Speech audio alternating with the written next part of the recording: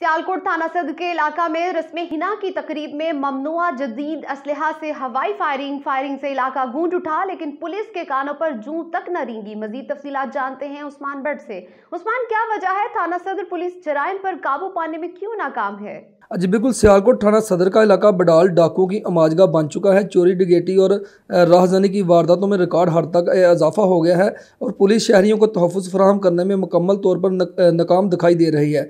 थाना सदर के इलाका बडाल में अफजल नाई के बेटे की रस्म हिना के मौका पर सरेआम फायरिंग की फुटेज प्राइम न्यूज़ को मसूल हो गई है और फुटेज में देखा जा सकता है कि मुलजमान किस तरह जदीद असला से फायरिंग करके इलाके में खौफो खराज फैला रहे हैं। अहले इलाका का कहना है कि 15 पर कॉल करने के बावजूद पुलिस चंद टकों की खातिर मुलजमान के खिलाफ कार्रवाई नहीं करती।